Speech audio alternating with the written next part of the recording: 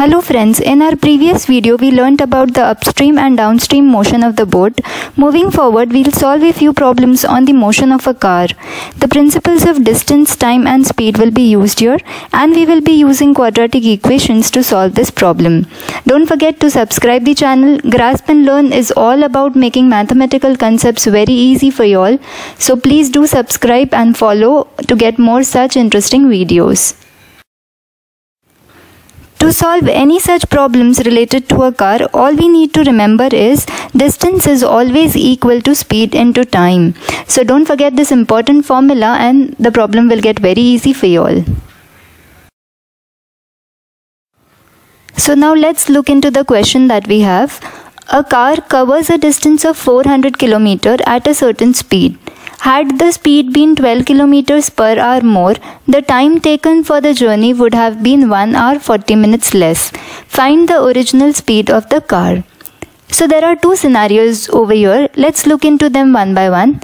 The first scenario as given is we have a car which is moving from, let's say, point A to point B, covering a distance of 400 km. Now we do not know the speed of the car. So let's assume that the speed of the car is x km per hour. And from the formula that distance is equal to speed into time, we get that time will be equal to distance upon speed, which will be 400 upon x hours. So this is the first scenario covered for us.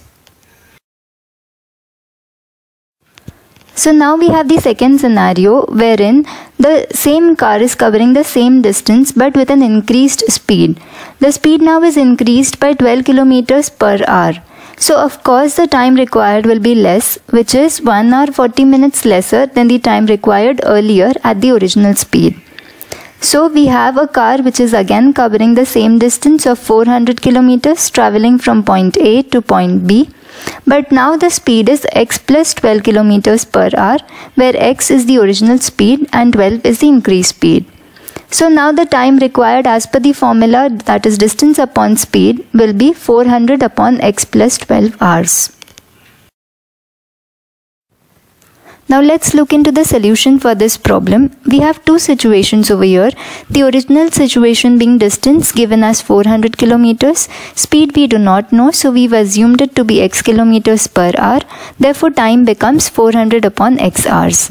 In the new situation, distance remains the same, 400 kilometers. Speed has now increased to x plus 12 kilometers per hour and time therefore becomes 400 upon x plus 12 hours. Now to solve the problem, we'll frame an equation out of this given information. It is told to us that when the speed is increased, the time required is 1 hour 40 minutes less. So this is how we frame the equation. We have the original time as 400 by x and the new time as 400 by x plus 12. If we subtract both these quantities, we should obtain 1 hour 40 minutes less, because original time minus new time is the difference. Now remember, you have to always keep in mind that the time required more minus the time required less should be taken, because when the speed is less, time required is more, and when the speed is more, time required is less. These two are inversely proportional quantities. So always time required more minus time required less will give you the difference. Therefore, we take it as 400 by x minus 400 upon x plus 12 is equals to 1 hour 40 minutes. Many of us make mistakes over here and we do the reverse subtraction, which will not give us the correct answer. So converting this into mixed fraction, we finally get it as 5 by 3. Solving the quadratic equation further, we can take 400 common out of the left hand side and we obtain 400 common taken out in the bracket 1 by x minus 1 by x plus 12, giving us 5 by 3. Cross multiplying, taking LCM and solving further, we obtain the final equation as x square plus 12x is equals to 2880. Now we can solve this quadratic equation by splitting the middle term. So we obtain x square plus 60x minus 48x minus 2880 is equal to 0. If we solve this further, we get two values of x, that is x is equal to minus 60 and x is equals to 48. But since it is the speed that we are talking about, it cannot be negative, and so the final answer will be x is equals to 48.